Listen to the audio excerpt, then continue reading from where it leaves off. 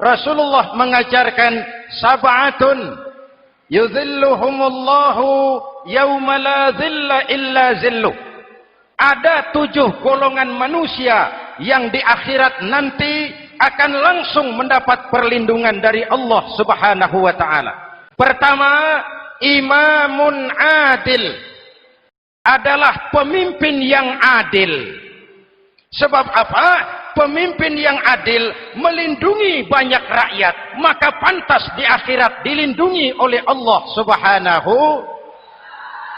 Memilih pemimpin itu tidak sulit. Dalam fikih ketika sholat itu dijelaskan bagaimana cara memilih imam.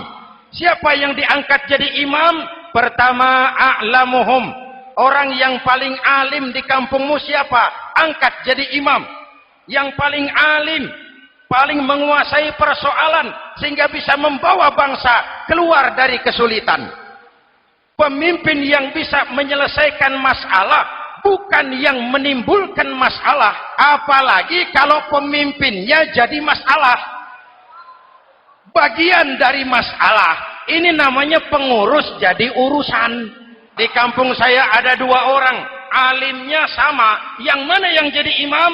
Afsahuhum, yang lebih fasih lidahnya, yang paling pandai menyuarakan aspirasi rakyatnya, punya sense of crisis. Yang satu alim tapi pelo, yang satu alim tidak pelo, yang tidak pelo jadi imam. Kenapa tidak sah orang fasih bermakmum kepada imam pelo? Pak, ini imam pelo, makmum pelo semua, sah. Namanya kampung pelo. Ini 2 orang alimnya sama, fasihnya sama. Yang mana yang jadi imam? Aktsaruhum sinnan, yang lebih tua umurnya, senioritas baru dihitung. Lahirnya bareng, Pak. Yang mana yang jadi imam? Awaluhum hijratan, yang lebih dulu tinggal di situ, yang punya semangat nasionalisme yang tinggi, yang cinta kepada bangsa dan rakyatnya. Sudah ada imam, sudah, ayo azan. Apa azan itu? Proklamasi. Salat mau dimulai. Sudah azan? Sudah. Qobliyah 2 rakaat, qobliyah. Apa qobliyah itu? Dulu ada namanya Panitia Persiapan Kemerdekaan Indonesia, qobliyah. Sudah qobliyah? Sudah. Luruskan shaf, atur barisan yang lurus, rapatkan barisan. Apa ini? Bentuk pemerintahan yang kompak, bersih, berwibawa. Jangan sesama elit saling tawuran. Luruskan shaf. Lalu shaf yang terdepan hendaknya diisi orang yang sedikit alim. Tidak perlu alim betul, sedikit alim. Maksudnya apa? Kalau imam keliru dia bisa tegur.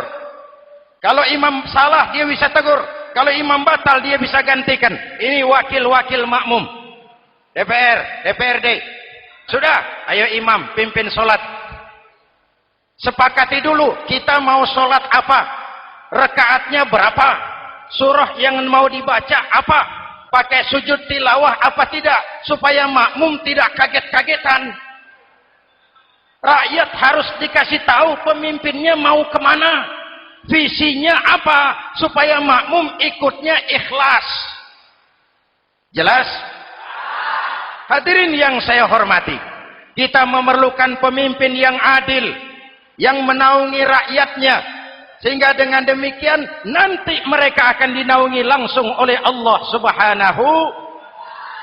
Mudah-mudahan Allah memberikan kepada kita rakyat dan bangsa Indonesia ini pemimpin yang adil. Saya yakin perjalanan waktu akan mengantarkan kita di mana orang-orang akan terbuka topengnya sehingga akan jelas mana pembela rakyat, mana penyengsara rakyat. Sebenarnya tiap kita ini kan pemimpin. Pak Lurah pemimpin di kelurahannya, Pak Camat pemimpin di kecamatannya, kepala suami pemimpin di rumah tangganya, anak muda pemimpin bagi dirinya, dan setiap kita akan dimintakan pertanggungan jawab tentang apa yang kita pimpin.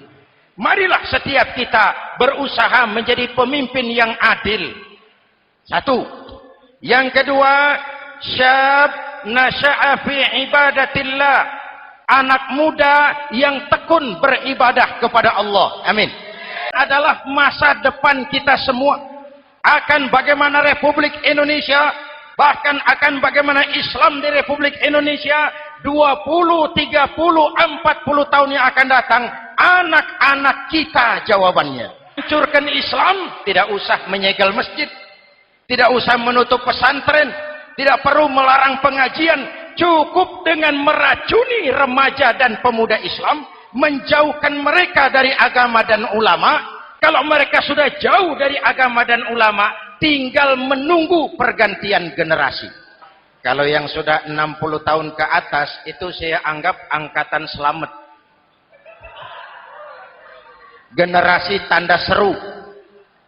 Insya Allah mantap akidahnya, tidak goyah imannya. Tapi yang 30 tahun ke bawah, adik-adik saya ini, the next generation, kalian yang jadi pilot project. Remaja-remaja Islam, kalau mau jadi remaja dan pemuda modern, jangan dekat-dekat ke masjid kuno. Masjid khusus 70 tahun ke atas.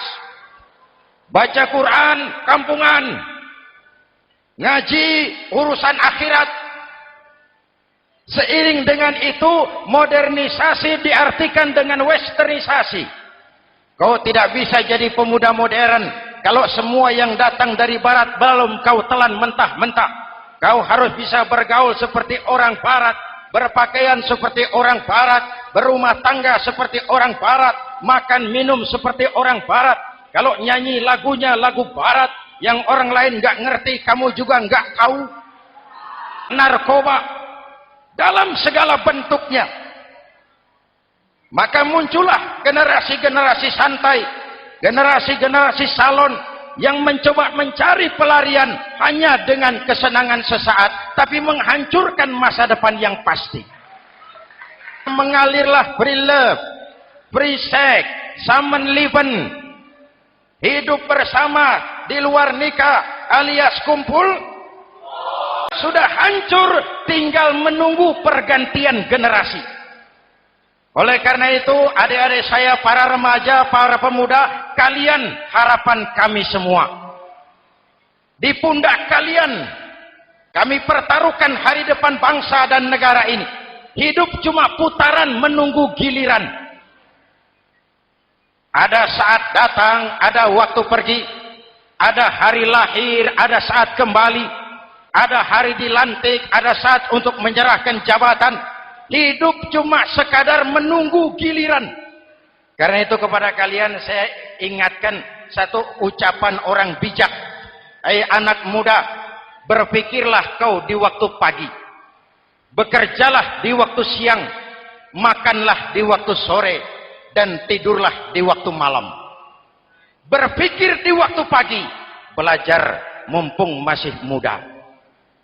Bekerjalah di waktu siang. Amalkan ilmu itu setelah dewasa. Makanlah di waktu sore, hari tua tinggal menikmati hasilnya. Tidurlah di waktu malam, matilah dengan tenang. Kalau pagi kau tidak berpikir, nanti siang kau tidak akan bisa bekerja.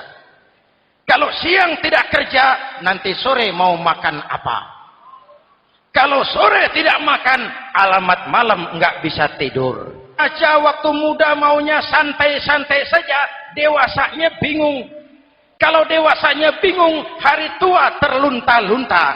Kalau hari tua terlunta-lunta, matinya menteleng. Maka lebih baik makan singkong betulan daripada makan roti mimpi. Lebih baik sekolah sambil dagang koran, sekolah sambil parkir mobil, sekolah sambil semir sepatu, daripada petatang peteteng tanpa prospek hari depan yang ada artinya.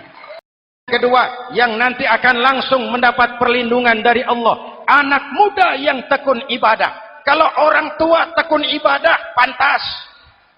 Orang tua rajin ibadah, tidak istimewa. Masya Allah Pak, itu orang tahajudnya hebat, wirid yasinnya mantap, puasanya luar biasa, zikirnya mantap.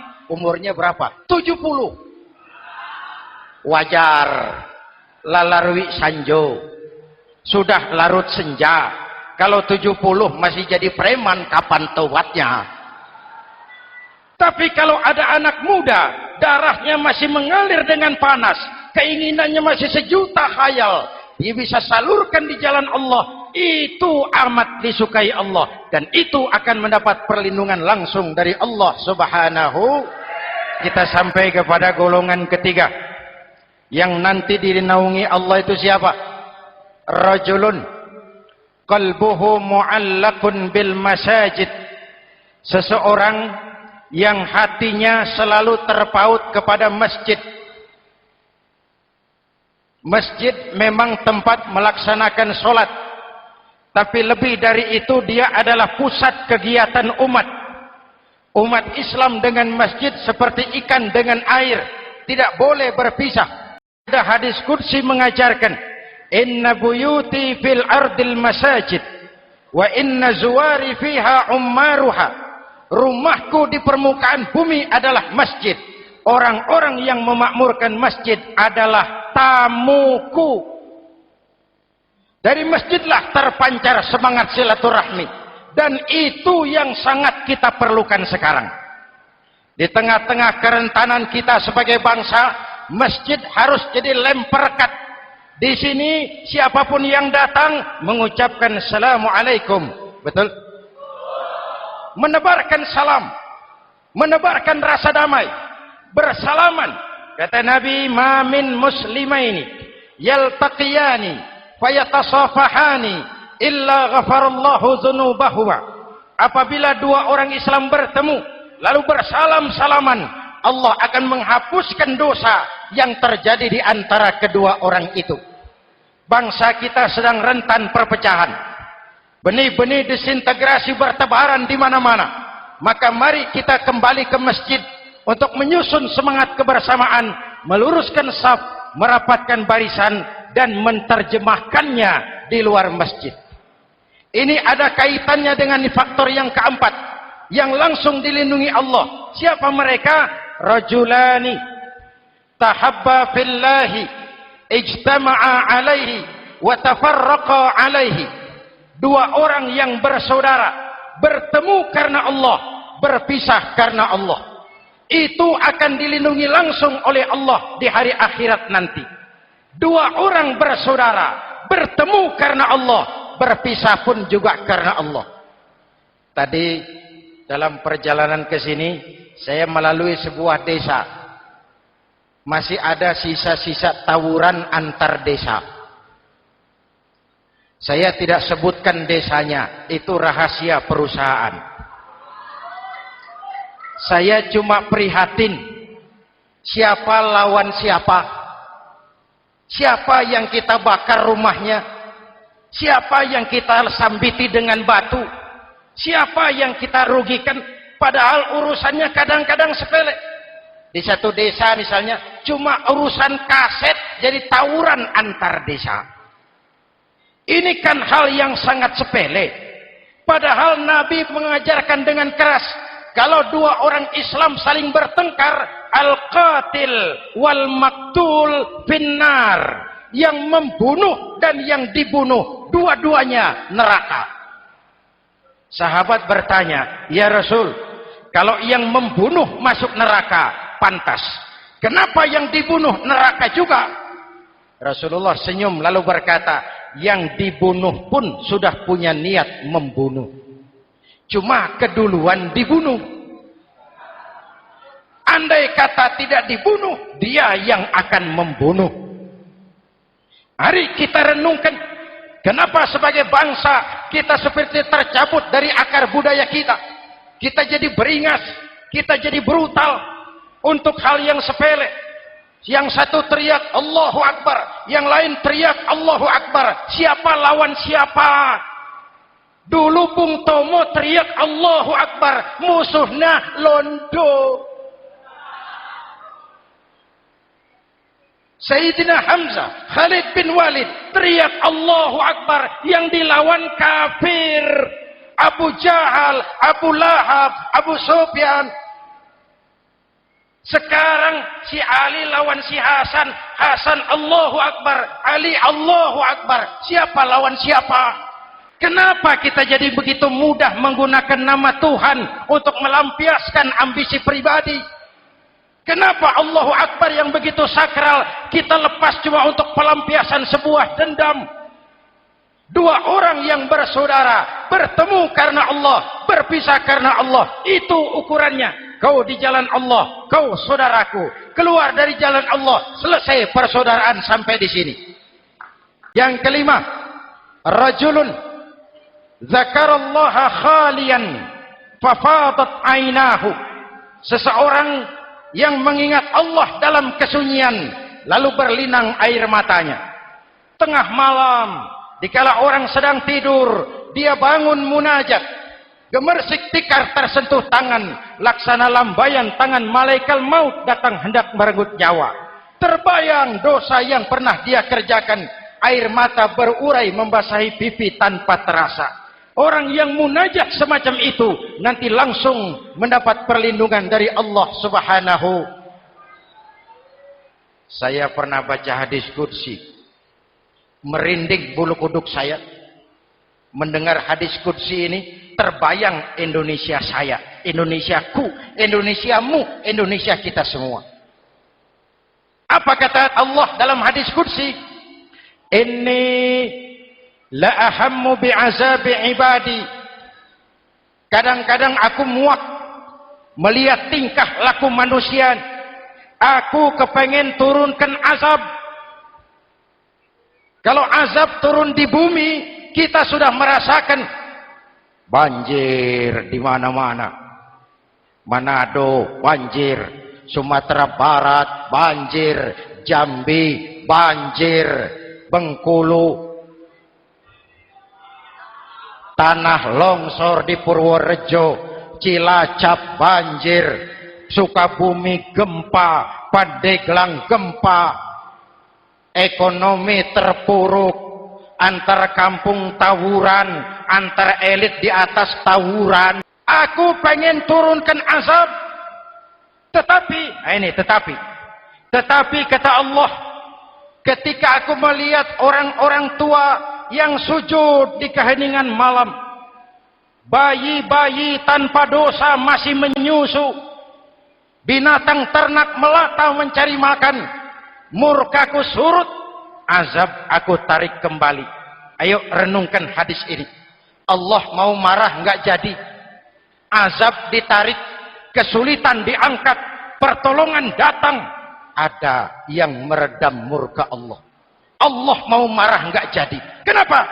Orang-orang tua yang tengah malam sujud sambil berlinang air mata, itu yang meredam murka Allah, yang ikhlas menangis kepada Allah, bukan menangis berdasarkan pesanan. Ini kan sekarang apa yang enggak bisa dipesan? Istighosah pesanan, demo pesanan, 10.000 berangkat. Ngerti apa enggak urusan soal lain. Orang tua yang ikhlas nangis kepada Allah di keheningan malam, kita hutang jasa kepada orang-orang tua yang ikhlas seperti itu.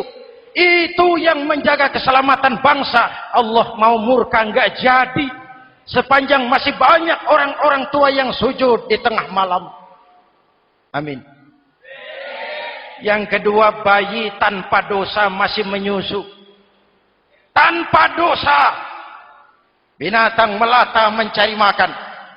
Sekarang bagaimana kesulitan gak mau panjang, mengamalkan hadisnya terbalik.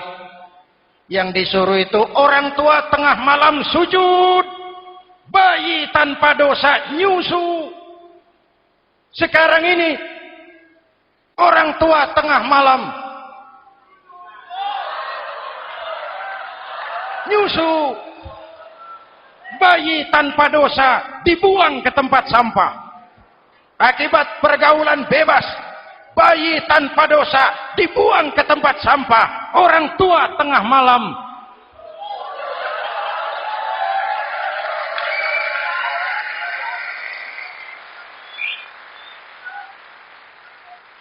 hadirin. Yang keenam, rajulun da'athum ra'atun zatu mansibin wa jamalin ila nafsiha faqala inni akhafu Allah rabbal alamin. Orang yang bermoral, dibujuk rayu oleh perempuan cantik, lalu dia berkata, maaf, saya takut kepada Allah. Orang bermoral yang merasakan kehadiran Allah dekat dalam hidup. Umpama waktu puasa, saudara sholat zuhur. Sebelum sholat, saudara berwudu. Ketika berkemur, saudara korupsi. Sedikit airnya saudara minum. Jangankan polisi, teman wudu sebelah pun tidak tahu kalau waktu berkemur saudara korupsi. Kenapa kita tidak mau melakukan? Ada rasa malu kepada Allah. Ini yang perlu kita tumbuh kembangkan, rasa malu kepada Allah Subhanahu wa taala. Yang ketujuh, rajulun tasaddaqa bi shadaqatin fa akhfaha, orang yang bersedekah lalu disembunyikan sehingga tangan kiri tidak tahu apa yang diberikan oleh tangan kanan. Orang yang punya kepedulian tinggi tetapi ikhlas menolong yatim, membantu sesama dalam rangka menegakkan masyarakat yang adil dan makmur. Mari kita mohon kepada Allah, semoga kita semua senantiasa dalam perlindungannya di dunia ini dan lebih-lebih di akhirat nanti. Al-Fatihah. A'udzubillahi minasyaitonir rajim. Shiratal ladzina an'amta 'alaihim ghairil maghdubi 'alaihim waladdallin. Amin. Bismillahirrahmanirrahim. Alhamdulillahirabbil alamin. Allahumma salli ala Muhammad wa ala alihi wa sahbihi ajma'in. Rabbana taqabbal minna salatana wa siyamana wa qiyamana wa takhashu'ana wa ta'abbudana wa tammim taqsirana ya arhamar rahimin. Allahumma ja'alna minas su'ada'il maqbulin wa la taj'alna minal ashqiya'il mardudin. Rabbana zalamna anfusana wa illam taghfir lana wa tarhamna lanakunanna minal khasirin. Afdalu ma qultuhu ana wan nabiyyuna min qabli.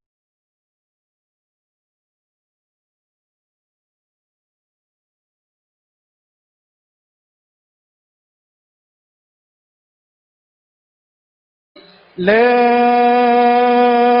ilaha illallah.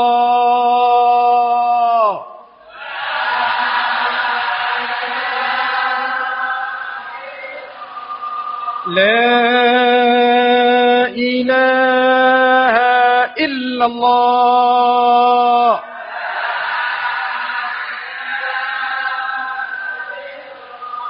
Muhammadur Rasulullah.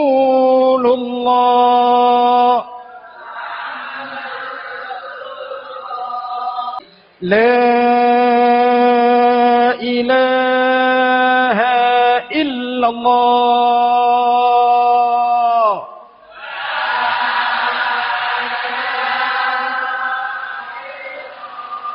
La ilaha illallah.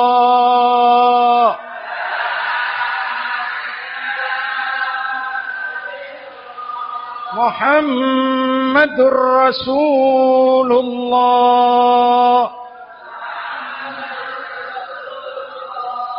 Kalimatu haqqin 'alaiha nahya wa 'alaiha namut wa 'alaiha nubashir insyaallah minal aminin wa akhiru da'wana alhamdulillahi rabbil alamin. Assalamualaikum warahmatullahi wabarakatuh.